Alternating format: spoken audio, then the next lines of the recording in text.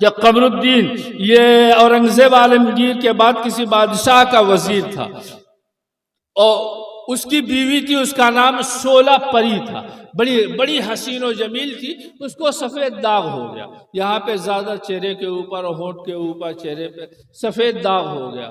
تو اسے بہت علاج کیا، ظاہر ہے وزیر کی بیوی ہے، وزیر بھی اس سے بے پناہ محبت کرتا تھا، بہت علاج کیا، طرح طرح کے حکیموں کو دیکھا، جب کوئی شفا نہیں ہوئی، کسی طرح سے مرض دور نہیں ہوا، تو اب فقیروں کے پاس جانا شروع کیا۔ اس وقت میں دلی میں جو سب سے زیادہ پہنچے ہوئے بزرگ مانے جاتے تھے، ان کے پاس حاضر ہوئی اور کہا حضور میرے اس مرض کا آپ علاج کر دیجئے۔ تو آپ نے دیکھا تو کہا میاں، ان سے کہا کہ شہزادی سنو، اس کا علاج اگر ڈاکٹر اس سے عاجز ہو گئے ہیں تو کوئی پہنچا ہوا ہی اس کا علاج کر سکتا ہے، کوئی کامل ہی علاج کر سکتا ہے، اس کے علاوہ کوئی اور علاج نہیں کر سکتا۔ کہا حضور میں تو آپ کو کامل ہی سمجھ کر کے آئی ہوئی ہوں، دلی میں آپ کا ڈنکا بج رہا ہے، آپ کامل ہیں، آپ علاج کر دیجئے۔ کہا نہیں، میں کامل نہیں ہوں، کامل کوئی اور ہے۔ اللہ اکبر!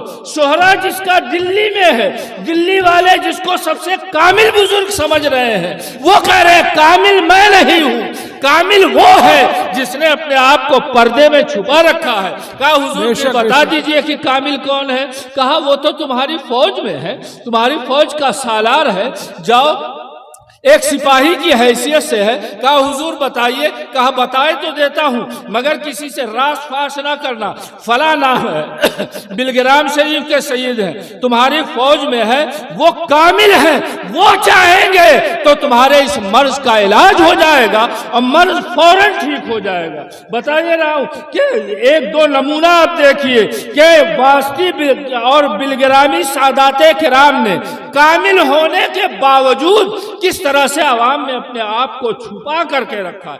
کل بھی اور آج بھی اس خاندان کا یہی حال ہے۔ چنانچہ وہ صبح کے وقت میں فوراً ہی شولہ پری اٹھی اور بغیر کسی کو بتائے ہوئے سیدھے آپ کے ہاں پہنچ گئی، خیمے میں فوراً پہنچ گئی۔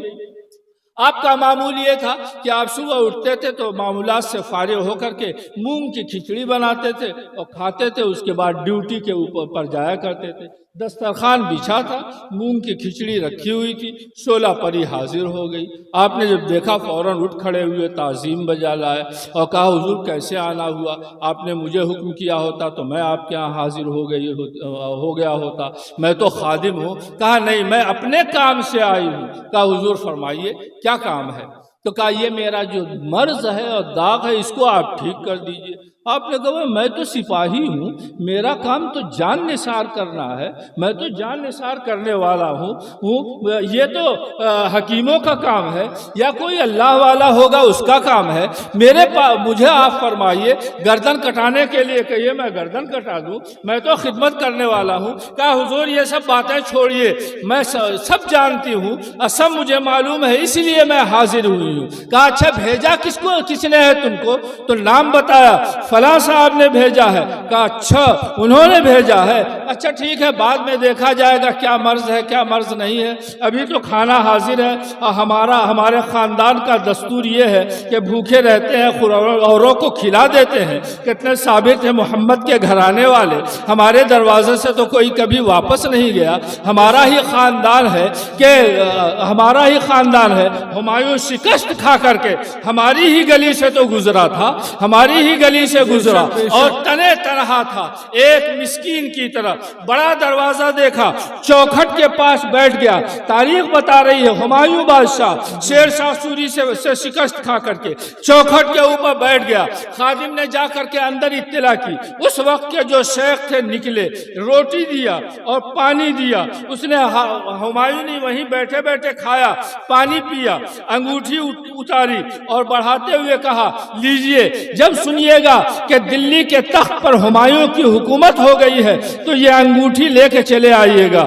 آپ نے بے نیازی سے فرمایا کہ ہم نے کسی بادشاہ کو روٹی نہیں دی ہے، ہم نے ایک مسافر کو روٹی دی ہے، یہ ہمارے دروازے کا دستور ہے، جو یہاں آتا ہے وہ کھا کر کے جاتا ہے، آپ اپنا مال اور اپنی انگوٹھی اپنے پاس رکھیے۔ نعرہ تکبیر، نعرہ رسالت، نعرہ رسالت، مسلک اعلی حضرت، علماء اہل سنت، مدرسہ فاتح بلگرام فاؤنڈیشن، مدرسہ فاتح بلگرام فاؤنڈیشن۔ فرمایا، آپ نے فرمایا شعلہ پری بیٹھو کھاؤ، پہلے کھانا کھا لو پھر اس کے بعد دیکھنا۔ بے تکلف وہ بیٹھ گئی۔ جب کامل کے پاس آئی ہے تو اب جو کہیں گے وہ ماننا ہی پڑے گا، اس میں کوئی نہ کوئی مصلحت ہوگی۔ فوراً بیٹھ گئی، آپ کے ساتھ اس نے کھانا کھایا۔ کھانا جب کھا چکی تو آپ نے آئینہ دیا، کہا یہ لو دیکھو اور بتاؤ کہاں ہے مرد۔ اس نے آئینہ لیا، آئینہ لے کے دیکھ رہی ہے، کہیں داغ ہے ہی نہیں، سب کا سب اسی کھانے میں سبحان اللہ سبحان اللہ، پورا مرض ختم ہو سبحان گیا۔ اللہ۔ دیکھا اس نے، کہا حضور سب داغ تو ختم ہو گیا۔ کہا اچھا سنو، یہ بات کسی سے بھی نہ کہیں، بس اپنے تک رکھنا اور کسی سے بھی نہ کہیں۔ اس نے کہا جی وعدہ تو کر لیا، وعدہ تو کر لیا مگر میاں کے سامنے تو ہارنا پڑے گا نا۔ اب میاں پوچھنے لگے کیسے ٹھیک ہوا، کہاں علاج کیا؟ 1 دن ٹالا، 2 دن ٹالا، 3 دن ٹالا، مگر اب ظاہر ہے کہ اس کے سامنے تو ہتھیار ڈال ہی دیا۔ کہا ارے ہماری فوج ہی میں تو ہیں، فلاں صاحب ہیں، وزیر صاحب، ان کو وزارت سوجی۔ کہا آپ کسی سے کہیے گا نہیں، بس لمبا سا نذرانہ لیا، لے کر کے وہاں پہ پہنچ گئے اور کہا حضور یہ نذرانہ قبول کیجئے۔ تو کہا آج تو لے جاؤ۔ نذرانہ لے کے چلا گیا، کل لے کر کے آیا تو آپ موجود ہی نہیں۔ یہ واسطی بلگرام کے سادات کرام کا یہ طریقہ، اپنے آپ کو چھپایا ہے، چھپاتے رہے ہیں، کوئی فوجی کے لباس میں، کسی اور لباس میں، اپنے آپ کو چھپاتے رہے۔ اللہ اکبر، تاریخ بلگرام پڑھیے، ایسے ایسے لوگ موجود ہیں، علم کے بھی پہاڑ ہیں، تصوف میں بھی پہاڑ ہیں۔ حضرت سید محمد صاحب دعوت الصغریٰ کے صاحبزادوں میں ایک سید محمود اکبر ہے، معاصر الکرام میں لکھا ہے سید محمود اکبر رحمت اللہ تعالی علیہ، بہت بڑا 40 بیگھہ کا باغ تھا، آج بھی وہ باغ موجود ہے۔ باغ بھوتہا کہلاتا ہے۔ نگرانی کر رہے تھے، آم کا موسم تھا، آم پھلے ہوئے تھے، خدام جو تھے وہ نگرانی کر رہے تھے۔